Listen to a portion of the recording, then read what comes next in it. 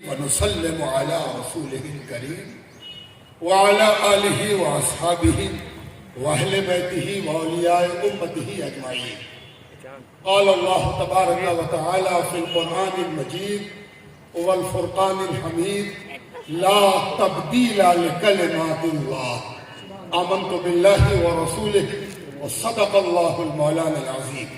حضور صاحب سجادہ مسند امادیہ قلندریہ، دیگر علماء کرام، مشائخ اعظام، معزز حاضرین سامعین، میں کسی طرح بھی اس عظیم جلسے کی صدارت کے لائق نہیں. یہ شاہ صاحب کی مہربانی ہے. کبھی کبھی عزیزوں کو اس طرح بھی نوازتے بھی ہیں اور آزماتے بھی ہیں. یہ ان کا طریقہ کار ہے. بہرحال صدر کسی جلسے کا سب سے بڑا خادم ہوتا ہے اور اس کی خدمت کے دائرے میں ہی سارے حاضرین ہوتے ہیں. تو میں آپ کا بھی خدمتگار ہوں اور آپ جس نیت سے جمع ہوئے ہیں اس عنوان کی بھی خدمت کا پورا جذبہ اور حوصلہ رکھتا ہوں. آج کا جو جلسہ ہے وہ اس لیے نہیں آیا ہے کہ آپ کو صرف جذباتی بنا دیا جائے، ایموشنل بنا دیا جائے، بلکہ آج کا جلسہ اس لیے منعقد کیا گیا ہے کہ جب لگاتار طوفان اٹھ رہا ہو، لگاتار اعتراض ہو رہا ہو، کئی حملے ایک ساتھ ہو رہے ہیں، مختلف کارنر سے ہو رہے ہیں، تو ہمیں کوشش ہو جانا چاہیے، ہوشیار ہو جانا چاہیے، بیدار ہو جانا چاہیے. اور یہ بیداری صرف اپنے دین کے حوالے سے نہیں ہونی چاہیے، اپنے ملک، اپنے سماج اور اپنے مستقبل کے حوالے سے بھی ہونی چاہیے. ہم یقیناً مسلمان ہیں، قرآن پر ہمارا ایمان ہے، اللہ اور رسول پر ہمارا ایمان ہے، اور ہم اپنے وطن سے بھی محبت کرتے ہیں، اپنے دیش سے ہم پریم کرتے ہیں، پیار کرتے ہیں. نہ ہم اپنے دین پر کسی کی انگلی برداشت کریں گے اور نہ ہی اپنے دیش پر کسی کی انگلی کو ہم برداشت کرنے والے ہیں. یہ آج جو کچھ ہو رہا ہے یہ صرف دین پر حملہ نہیں ہے، یہ اس دیش کے، یہ اس ملک کے، اس عظیم بھارت ورش کے اتہاس پر بھی اور اس کے سیکولر کردار پر بھی بے پناہ اعتراض ہے، بے پناہ حملہ ہے. اسی لیے میں تو یہ چاہتا ہوں کہ آئندہ جلسہ جب میں کروں، آپ کے تعاون سے ہم سب مل کر کریں تو اس میں صرف ہم نہ ہوں بلکہ ہر مذہب کے ماننے والے ہوں، اور وہ سب مل کے یہ فیصلہ لیں کہ یہ ملک دنیا میں انوکھا ہے، یہاں ہر مذہب کو آزادی ہے اور ہر مذہب کو پنپنے اور پڑھنے کا پورا ادھیکار ہے، اور کسی کو یہ ادھیکار نہیں ہے کہ وہ دوسرے کے دھرم پر انگلی اٹھائے، دوسرے کے وشواس پر انگلی اٹھائے، بلکہ ہم سب مل کر جتنے اپنے عقیدے کے محافظ ہیں وہی دوسرے کے عقیدے کو بھی تحفظ دینا چاہتے ہیں. یہ ہے بنیادی بات. جن لوگوں نے قرآن پر اعتراض کیا، ابھی تو فی الحال ایک نام نظر آ رہا ہے، لیکن اس 1400 سال میں یہ تاریخ بار بار دہرائی گئی ہے کہ پتہ نہیں کس کے دماغ میں کیڑا کل بلاتا ہے اور وہ بڑا پریشان ہو جاتا کہ کون سی کتاب ہے. ہر کتاب ایڈیشن بدلنے سے ترمیم ہو جاتی ہے، ہر کتاب میں کوئی نہ کوئی تبدیلی آ جاتی ہے. کبھی کبھی تو کتاب غائب ہو جاتی ہے، ترجمہ حاضر ہو جاتا ہے. اوریجنل کتاب کھوجیے تو ملے گی ہی نہیں، ٹرانسلیشن ملے گی، ٹیکا ملے گی، ٹپنی ملے گی، اوریجنل کتاب ملے گی ہی نہیں. یہ تو حیرت انگیز دنیا کی کتاب ہے کہ جو ایمان رکھتا ہو یا نہ رکھتا ہو وہ آشچर्य چکت ہے، حیرت میں مبتلا ہے، تعجب میں مبتلا ہے کہ ایسی بھی کوئی کتاب ہو سکتی ہے جو پوری دنیا میں ایک طرح سے پڑھی جاتی ہو، دیش بدل جائے، بھاشا بدل جائے، پہچان بدل جائے، رنگ بدل جائے، نسل بدل جائے، ایبیلٹی بدل جائے، صلاحیت بدل جائے، دیکھنے کا انداز بدل جائے. کتاب نہ بدلے اور پڑھنے والا سب کا سب اس کو پڑھتا ہے. انداز کی کتاب ہے. ہر کتاب کا پڑھنے والا ریڈر ایک خاص طبقہ ہوتا ہے. کوئی کتاب بچوں میں پاپولر ہوتی ہے, کوئی جوانوں میں پاپولر ہوتی ہے, کوئی بوڑھوں میں پاپولر ہوتی ہے, اور کوئی کتاب پاپولرٹی کا ریکارڈ توڑ کر پھر غائب ہو جاتی ہے. یہ اکیلی کتاب ہے کہ ہر سن والا اس کو پڑھتا ہے اور سارا ریکارڈ توڑ کے یہ کتاب نیا ریکارڈ بناتی ہے, کبھی آؤٹ آف فیشن نہیں ہوتی. یہ الگ کتاب ہے کہ ہر کتاب ختم کر کے چھوڑی جاتی ہے, یہ کتاب شروع کر کے رکھی جاتی ہے. آپ نے دیکھا ہوگا تراویح میں حافظ صاحب جب قرآن ختم کر لیتے ہیں تو سلام پھیر کے دعا نہیں کرتے, وہ پھر سے اس کتاب کو شروع کرتے ہیں تب دعا ہوتی ہے. یعنی یہ کتاب کبھی ختم کر کے نہیں چھوڑی جاتی, یہ کتاب شروع کر کے رکھی جاتی ہے, اس لیے کہ اس کو ہمیشہ پڑھنا ہے. کون کہتا ہے کہ اس کتاب میں لڑنے کی تعلیم دی گئی؟ وہ کون ہے؟ کون کہتا ہے جو اس کتاب میں کہتا ہے کہ خون بہانے کی تعلیم دی گئی؟ کون کہتا ہے جو اس کتاب کے بارے میں کہتا ہے کہ ٹیررزم کو حوالے دے دیتی ہے یہ کتاب؟ وہ کتنا بڑا جھوٹا ہے. قرآن کہتا ہے من قتل نفسا بغیر نفس او فساد فی الارض فکأنما قتل الناس جميعا.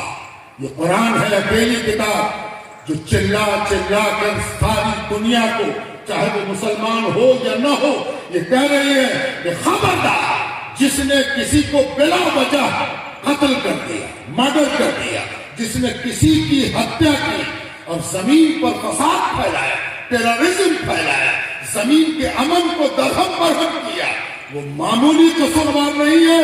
اس نے ایک آدمی کی ہتیا نہیں کی ہے, اس نے ساری دنیا کے انسانوں کی ہتیا کر دی ہے. یہ ہے قرآن. شرم نہیں آتی ایسی کتاب کے بارے میں کہتے ہوئے کہ اس سے فساد پھیلتا؟ ارے یہ کتاب تو ایک ہتیا کو ساری کی ہتیا بتا رہی ہے. اس کو تم کہہ رہے ہو کہ لڑانے والی کتاب ہے. یہ کتاب وہ ہے جو شروع ہوتی ہے اس بات سے الحمدللہ رب العالمین. ساری تعریفیں, اصل تعریف تو اس رب کی ہے, اس پالنے والے کی ہے جو سارے سنسار کا پالنے والا ہے. جو کتاب پالن ہار اور سارے سنسار کے پالن ہار کے تذکرے سے شروع ہو رہی ہو, وہ بھلا کس کو لڑائی سکھا رہی ہے اور کہاں پر لڑائی سکھا رہی ہے اور کون سا فساد سکھا رہی ہے؟ جو کتاب پورا اشارہ اپنے نبی کی طرف یہ کہہ کے کر رہی ہے وما ارسلناک الا رحمۃ للعالمین. یہ جو نبی ہیں جو قرآن لے کے آئے ہیں یہ کچھ اور مقصد سے نہیں آئے.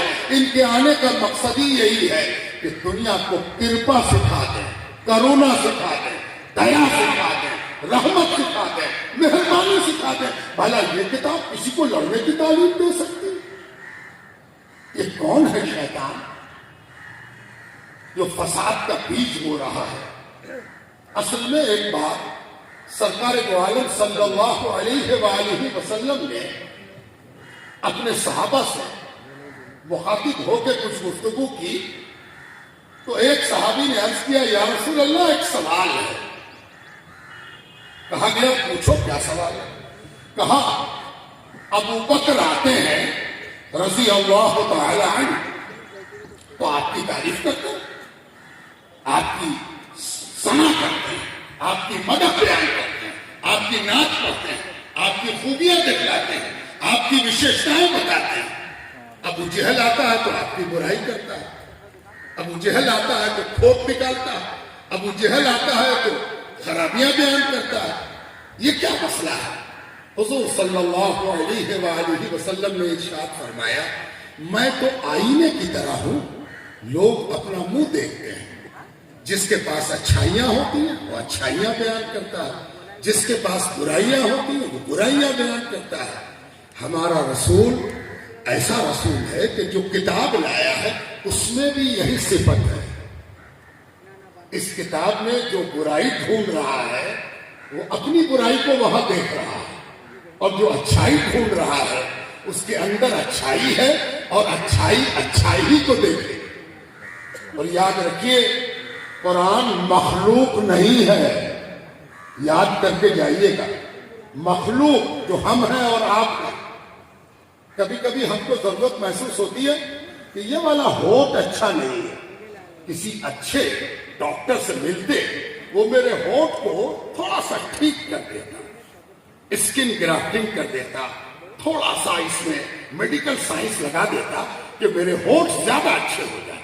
لوگ اپنی آنکھوں کے کون کو، درشٹی کون کو ٹھیک کراتے ہیں، کیوں؟ اس لیے کہ وہ مخلوق ہیں۔ کان کھول کے سنیے اور دل کے نہا خانے میں رکھیے، ہمارا یہ پکا اور سچا عقیدہ ہے کہ قرآن مخلوق نہیں ہے، قرآن اللہ کا کلام ہے، اس کو نہ کوئی بدلنے کی ہمت کر سکتا ہے، نہ جرأت کر سکتا ہے، نہ کوشش کر سکتا ہے، اور نہ کوئی اس کو بدل سکتا ہے، کوئی سوال ہی نہیں اٹھتا۔ یہ قرآن ہے جس کی حفاظت کا نظام بنایا ہے اللہ تعالیٰ۔ آج تک آپ نے یہ نہیں سنا ہوگا کہ کوئی قانون کی کتاب اس طرح پڑھی جاتی ہے۔ قرآن قانون کی کتاب ہے، اس میں قانون بیان ہوا ہے، اس میں نیم بیان ہوا ہے، ودھان بیان ہوا ہے، اس میں رولز بیان ہوئے ہیں، زندگی گزارنے کے رولز، کوڈ آف کنڈکٹ بیان ہوا ہے، کیسے زندگی گزارنا ہے، صبح کیسے کرنی ہے، شام کیسے کرنی ہے، شادی بیاہ کیسے کرنا ہے، معاملات کیسے کرنے ہیں، کانٹریکٹ کیسے کرنا ہے، سندھی کیسے ہوگی، سندھی وچھید کیسے ہوگا، تعلقات کیسے ہوں گے، مسلمان سے کیسے ملے گا۔ اگر کوئی مسلمان نہیں ہے تو اس کے پرتی مسلمان کا کیا کرتویہ ہے، یہ کہاں بیان ہوا ہے؟ قرآن میں بیان ہوا ہے۔ قرآن دنیا کی اکیلی کتاب ہے جو سارے دھرموں کو ساتھ لے کر چلنے کا ودھان بتاتی ہے۔ قرآن صرف مسلمانوں کی کتاب نہیں ہے کہ مسلمان اس کو پکڑ کے بیٹھ جائے۔ قرآن وہ کتاب ہے جس نے دنیا کی آنکھیں کھولی، جس نے دنیا سے ذات پات کو مٹایا، جس نے اعلان کہا کہ کالا ہو یا گورا ہو، لمبا ہو یا ناٹا ہو، چین کا رہنے والا ہو یا بھارت کا رہنے والا ہو، سب ایک باپ کی اولاد ہیں۔ اصل میں یہی برا لگتا ہے لوگوں کو کہ ارے یہ کون کتاب ہے جو سب کو برابر کہتا ہے؟ سب آدم کی اولاد ہے۔ اور یہ جب لوگوں کو برا لگتا ہے، کھجلی ہوتی ہے، بے چینی ہوتی ہے، تو نیا نیا الزام بڑھا جاتا ہے۔ قرآن دنیا کی وہ کتاب ہے جس نے امیروں میں غریبوں کا حق بتایا۔ امیر تو جو پیسہ جمع کرتا ہے بینک میں، بٹوے میں، جیب میں، حق للسائل والمحروم، تیری کمائی میں غریب کا، نردھن کا، چاہے وہ کالا ہو یا وہ برباد ہو، ہندو ہو یا مسلمان ہو، اس کا بھی حق ہے۔ نکال دے اپنی کمائی سے اس کا حق جس کے پاس کمائی نہیں ہے۔ اسی لیے قرآن برا لگتا ہے۔ قرآن نے کہا تھا کہ چوری بہت بڑا گناہ ہے، اور اگر قرآن کی بات مانو گے تو چوری کرنے والے کا ہاتھ کاٹا جائے گا۔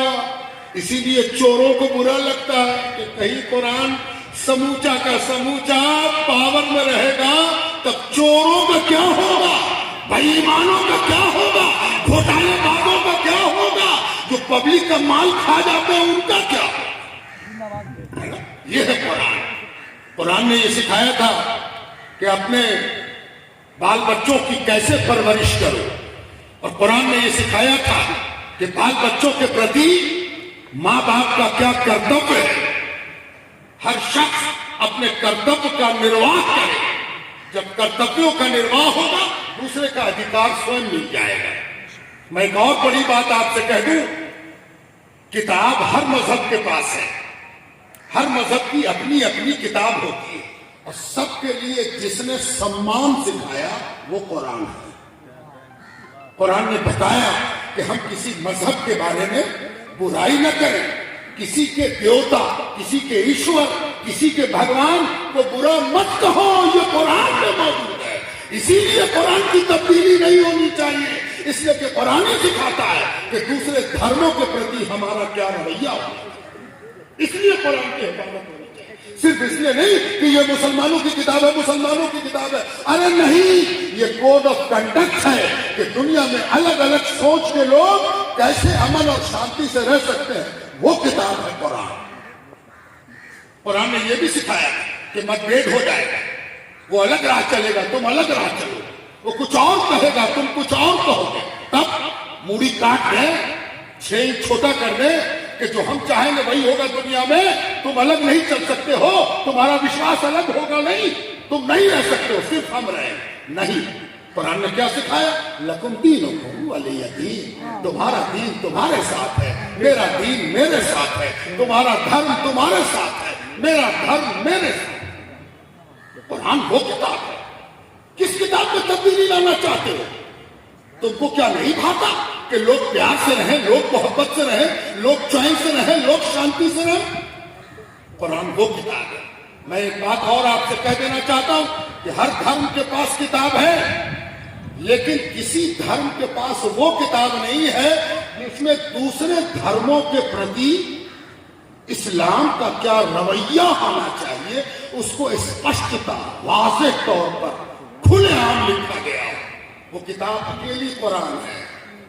قرآن نے ہمیں سکھایا کہ ایمان کیسے لائیں گے، ایمان لانے کا طریقہ کیا ہے، تو فرمایا کہ آمن الرسول بما انزل الیہ من ربہ والمؤمنون کل آمن باللہ وملائکتہ وکتبہ ورسلہ۔ ہم اللہ پر بھی ایمان لاتے ہیں، فرشتوں پر بھی ایمان لاتے ہیں۔ اب ذرا رک جائیے، صرف قرآن پر ایمان نہیں لاتے، کتابوں پر ایمان لاتے ہیں، بہو وچن ہے۔ تو مسلمان کے پاس تو ایک کتاب ہے، بہو وچن کا ہے تو وہ تو بھی، اس سے پتہ چلا کہ قرآن وہ کتاب ہے جو یہ بتا رہا ہے کہ اللہ نے اور کتاب بھی بھیجی تھی قرآن سے پہلے، اس پر بھی مسلمان وشواس رکھتا ہے۔ اسی لیے نہ بے چینی ہے، لڑانے والوں کو بے چینی ہے کہ قرآن کو کسی طرح بھی ووادت بنا دیا جائے، معاذ اللہ، تاکہ لڑائی اچھے سے ہو سکے، جھگڑا اچھے سے ہو سکے، ویمنس پھیل سکے، کٹوتا پھیل سکے، جھگڑا ہو سکے، ٹیررزم پھیل سکے۔ اللہ نے یہ بھی بتایا کہ مسلمان وہ ہے جو رسولوں پر ایمان رکھتا ہے۔ رسولوں بہو وچن ہے، جمع کا صیغہ ہے۔ لوگ تو سمجھتے ہیں کہ ان کا رسول کون ہے؟ سیدنا محمد رسول اللہ صلی اللہ علیہ وآلہ وسلم ہے۔ نہیں، 1,24,000 نبی ہیں، 1,24,000 نبیوں پر ایمان وشواس رکھنے کی سکھانے والی کتاب قرآن ہے۔ اس لیے ہم قرآن کی حفاظت کی بات کر رہے ہیں تو ہم سب کو ساتھ لینا چاہتے ہیں، چاہے وہ کسی دھرم کا ہو، وہ کسی بھی جاتی کا ہو، جو بھارتیہ سمویدھان پر وشواس رکھتا ہے اور دنیا کے کسی کانسٹیٹیوشن پر یقین رکھتا ہے، ان سب کو ہم دعوت دیتے ہیں کہ آؤ قرآن کی طرف، اور قرآن کی حفاظت تمہارے ساتھ مل کر ہم نعرہ لگائیں گے۔ تم قرآن کے بارے میں جانتے نہیں ہو، اور میں تو ایک بات اور کہنا چاہتا ہوں، ایسا طوفان جب اٹھتا ہے تو اس کا صرف نقصان نہیں ہوتا، فائدہ ہوتا ہے۔ آپ کو شاید معلوم نہ ہو، میں بتا دیتا ہوں، جس دن سے وسیم رضوی نے پیٹیشن دی ہے اس دن سے قرآن پڑھنے والے آن لائن پڑھ رہے ہیں، لوگ سرچ کر رہے ہیں کہ قرآن ہے کیا، یہ کیسی کتاب ہے، اس میں کیا کیا لکھا ہوا بھائی، ہے نا۔ ایک صاحب ہم نے کہنے لگے وہ جو 26 آیتیں ہیں اس میں کچھ میں بولی گھبرائیے نہیں، ڈریے نہیں، ہم 26 آیتوں پر آپ سے پورے شرح و بسط کے ساتھ گفتگو کریں گے، آپ کیوں پریشان ہیں، گھبرائیے نہیں، بولیے۔ کہا اس میں جہاد، کچھ سختی کی بات ہے، نہ ماننے والوں پر کچھ سختی کی بات کہی گئی۔ ہم نے کہا آپ ڈاکٹر سے ملاقات کیا ہے؟ انہوں نے کہا ہاں، کیوں نہیں، ڈاکٹر سے تو ملاقات کی۔ تو ہم نے پوچھا صرف فزیشین یا سرجن؟ کہا نا میرا تو 2 آپریشن ہو چکا ہے۔ اچھا، آپ کا آپریشن ہو چکا؟ تو جس نے آپ کو چیرا لگایا تھا اور آپ کے پت کی تھیلی سے پتھر نکال کے پھینکا تھا، اس کو آپ دوست مانتے ہیں یا دشمن؟ اب وہ سوچ رہے ہیں۔ ہم کہا گھبرائیے نہیں، اگر دشمن ہے تو بتائیے، اس پر کیس فائل کیا جائے کہ کمبخت نے آپ کا پیٹ چیر ہی دیا۔ کہا نہیں، وہ تو دوست۔ ہم نے کہا کبھی کبھی ڈاکٹر کو بھی چیرنا پڑتا ہے، اس کے یہ مطلب نہیں کہ ڈاکٹر صاحب آئے جلسے میں اور سب لوگ کہا آگے اب پیٹ چروا ہے نا، ابھی پیٹ چرے گئے یہ تو کاٹ ڈالے، نہیں، سب اس کو عزت دیں گے کہ ڈاکٹر ہے، اس نے میری بیماری کو باہر نکالا ہے، اس نے بیماری کی پہچان کیا ہے، اس نے روگ کو پہچانا ہے، اس نے اس چیز کو ہم سے نکال دیا ہے جو اگر رہتی تو ہم نہ رہتے۔ اس لیے جو 26 آیات ہیں وہ کس صورتحال میں، کس سینیریو میں، کس پس منظر میں آئی ہے، جب تک آپ کو پس منظر نہ معلوم ہو بھلا آپ کسی چیز کے بارے میں کیا نرنے کر سکتے ہیں؟ آپ کو پس منظر معلوم نہیں، پرشٹھ بھومی معلوم نہیں، اور آپ کہہ رہے ہیں کہ ایسے ہے اور ویسے ہے اور یہ ہے اور وہ ہے۔ اور ایک بات اور یاد رکھیے، اس آدمی نے حملہ کئی طرف سے کیا ہے، اس کا حملہ ایک ساتھ قرآن پر ہے اور ایک ساتھ رسول اللہ صلی اللہ علیہ وسلم کے نظام پر ہے۔ خلفائے راشدین پر حملہ کر کے اس نے کوشش کیا ہے کہ آپ کے پورے لیگل سسٹم کو تباہ کر دے۔ اچھا، میں آپ کو ایک دنیا میں لیے چلتا ہوں، اگر آپ سے کوئی پوچھے کہ یہ فتنہ اگر حضرت عثمان کے دور میں کھڑا ہوتا یا حضرت عمر کے دور میں کھڑا ہوتا یا حضرت ابو بکر کے دور میں کھڑا ہوتا تو سب سے زیادہ اس پر آواز اٹھانے والا اور سب سے پہلے آواز اٹھانے والا کون ہوتا ہے؟ ایک سوال ہے آپ سے، اگر آپ اس کے جواب پر غور کر رہے ہیں تو کیجئے، میں آپ کو اپنا جواب سناتا ہوں۔ جو سب سے پہلے اس پر اعتراض کرتا اور اس کی گردن پکڑتا اس کا نام ہوتا مولا علی۔ مولا علی یوں پکڑتے اور کہتے تو کیا بول رہا ہے، ہوش میں ہے کہ نہیں، ہے نا؟ اور آپ کو معلوم ہے اگر ایسا ہوتا، جس کی طرف یہ اشارہ کر رہا ہے، جس کا نہ امکان ہے نہ کوئی پاسبلٹی ہے، اگر ایسا ہوتا تو علی صفین بعد میں لڑتے اور جنگ جمل بعد میں لڑتے اور امام حسین کربلا میں یزید سے بعد میں لڑتے، پہلے تو وہ قرآن کے لیے لڑتے۔ یہ ساری لڑائیاں جو لڑی گئیں وہ قرآن کی حفاظت کے لیے اور اپنے اسلاف کی پاکیزہ سیرتوں کی حفاظت کے لیے۔ یہ جاہلانہ، بے وقوفانہ اور بہت بڑا شڈینتر ہے۔ اس شڈینتر سے بچنے کا ایک ہی طریقہ ہے، اب بات ختم، میں معمولی آدمی، ہم کو کھڑا کر دیا گیا آخری، والا بتائیے اب آپ سے ہم کیا بات چیت کریں گے؟ آپ بڑے بڑے لوگوں کو سنتے رہتے ہیں یہ پٹنہ سٹی ہے، یہاں تو انیس کی نہیں چلی، کبیر کی نہیں چلی، تو میں کون ہوں؟ لیکن میں آخری بات آپ سے کہنا چاہتا ہوں، ہوگا کیا؟ سائن کریں ہم، احتجاج کریں ہم، جلوس نکالیں ہم، نعرہ لگائیں ہم، سب سے اچھا کام جانتے ہیں کیا ہے؟ آج سے سچ مچ قرآن سے محبت شروع کر دیں، قرآن سے پیار کیجیے، قرآن سے محبت کیجیے۔ آج جو صبح ہے کل تو آج جتنے لوگ آئے ہیں کیا سب قرآن کا ایک رکوع پڑھنا پسند کریں گے؟ اصلی وسیم رضوی کا جواب ہوگا قرآن پڑھنا شروع کر دیا جائے، ترجمہ بھی پڑھا جائے اور بال بچے کو قرآن والا بنانے کی کوشش کی جائے۔ نفرت کا علاج نفرت نہیں ہے، اس نے نفرت کا اظہار کیا ہے، ہم اس سے نفرت کریں گے، یہ کوئی علاج نہیں ہے۔ نفرت کر کے پھر ہم اس کو پوائنٹڈ کریں گے، ہم کو کیا آسمان چھوئے گی تبھی جا کے ان نفرتوں کا علاج ہوگا۔ ڈیبیٹ ہونا مسئلہ نہیں ہے کہ بحث شروع کر دی جائے، یہ کوئی بحث کا مدعا ہی نہیں ہے۔ ہم کل بھی محبت کرتے تھے، آج کل سے زیادہ محبت کرتے ہیں۔ محبت پڑھائیے، محبت پڑھائیے، تعلق پڑھائیے، تعلق پڑھاتے چلے جائیے گا، یقیناً کامیابی آپ کے ہاتھ آئے گی۔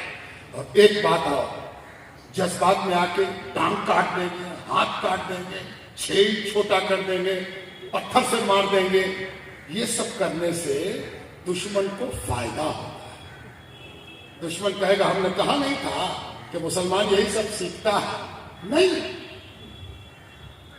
ये सब नहीं सीखते हैं। कुरान अल्लाह की किताब है, तुमने उंगली उठाई है, तुम जानो और अल्लाह जाने। मेरा काम सिर्फ इतना है कि कल हम अगर 30% मोहब्बत करते थे तो आज 60% करने की तरफ बढ़ रहे हैं। तुम्हारी नफरत ने मेरी मोहब्बत बढ़ा दिया। इसलिए नए सिरे से सोचिए कि आप तो जमा हो गए, आपकी नई नस्ल कुरान से कितनी करीब है और कितना करीब होना चाहिए, इसमें इजाफा कीजिए। चलते चलते आखिरी बात, सब लोग मिलकर एक आदमी को मोरीद इल्जाम ठहराते हैं, लेकिन एक आदमी का मामला नहीं। आजकल कहीं कहीं कोने कोने से ऐसी ऐसी आवाजें उठ रही हैं। मेरी सरकार, हमारी सरकार बड़ी सजग है। देखा नहीं आपने, जैसे ही कोरोना का हंगामा हुआ कितनी तैयारियां उसने की। ये करो, ये करो, ये करो, ये न करो, ये न करो, ये न करो। काहे? उनको देश की चिंता है, उनको देश के बारे में फिक्र है कि लोग सेहतमंद रहें। अच्छी बात है, हम सपोर्ट करते हैं।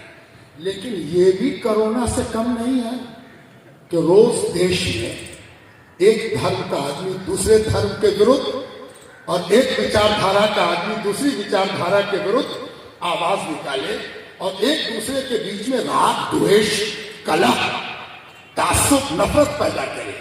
ये भी कोरोना से कम नहीं है। इस पर भी भारत सरकार को सचेत होना चाहिए कि देश में कहीं धार्मिक सहिष्णुता का ताना बाना कोई चरमरा तो नहीं रहा है। तो हुकूमत को भी होशियार होना चाहिए कि ये देश तभी तरक्की करेगा जब अमन हो, चैन हो, एक दूसरे के प्रति हमारा आदर हो, सत्कार हो, सद्भाव हो। इस सद्भाव में कहीं कमी तो नहीं आ रही है। इसके लिए भी कोई टीका इजाद होना चाहिए। अजान हो रही है, मेरी बात भी तमाम।